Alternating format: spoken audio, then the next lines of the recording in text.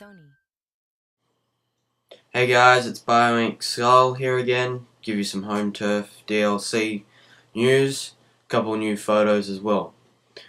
This is what's going to be called your what's the hideout or whatever.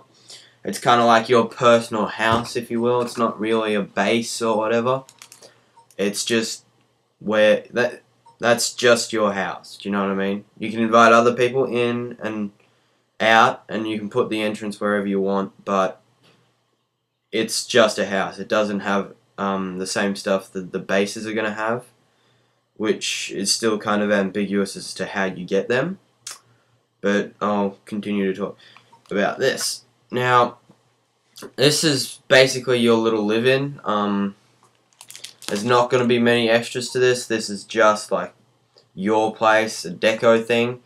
I'm pretty sure most of the bonuses and stuff are going to be coming with the bases, which I'll get to later. They're an entirely different thing.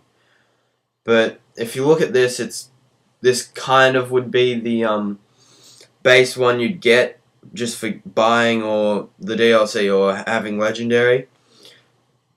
This is basically the lowest thing you can get. You can put the entrance wherever you want, but the different places have different, like if you choose a sewer style, that's going to be cheaper than, say, having a high-rise. Now, I assume this apartment would be the cheapest, because this is all they've dropped at the moment, and if that's kind of the base thing, you know, we can kind of bounce off that and all that. Now, if you take a look around, there's some things like boxing, bags, weights, beds, fridges, and all that. But I kind of get the feeling this is more of a Barbie house than anything, which is still cool considering. But, you know, it doesn't really add much gameplay compared to what the bases is going to give you.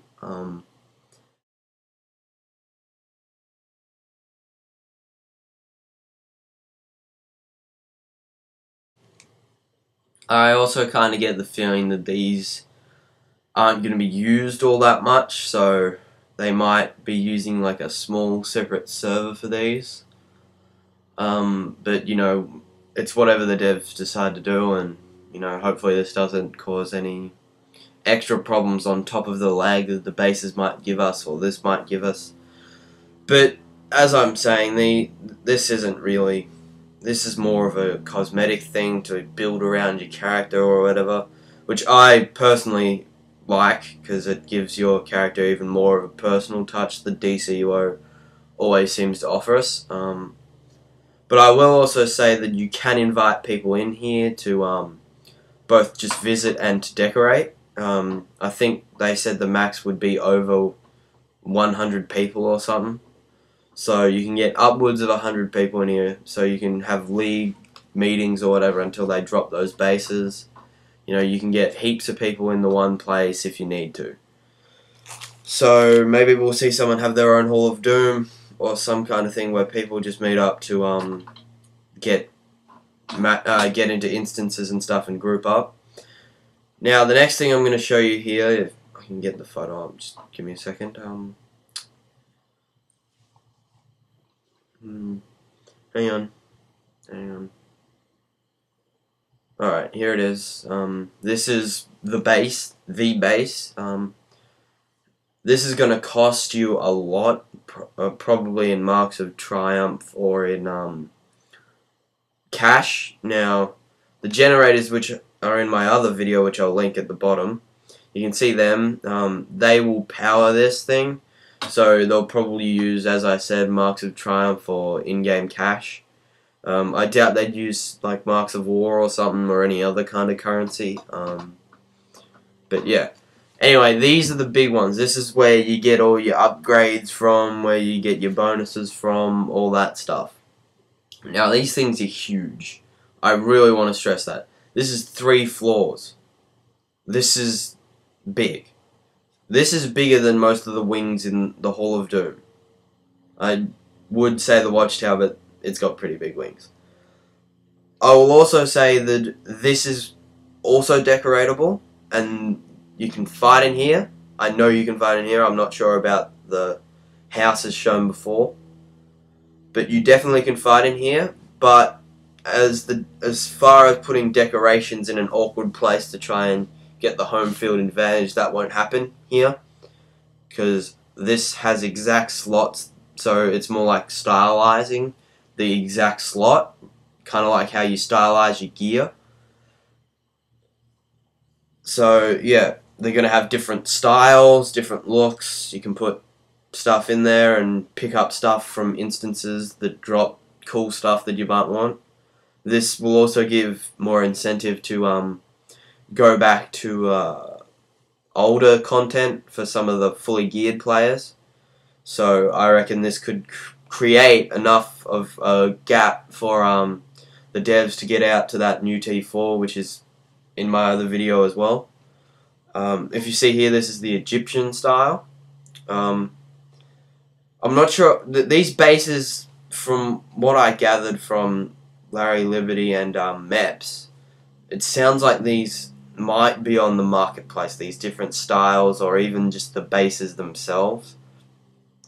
So I guess we'll just have to wait and see about that, but you know, it's whatever they do, you can't really change it. But yeah, there's lots of different styles, you know, so you can invite people in here as well.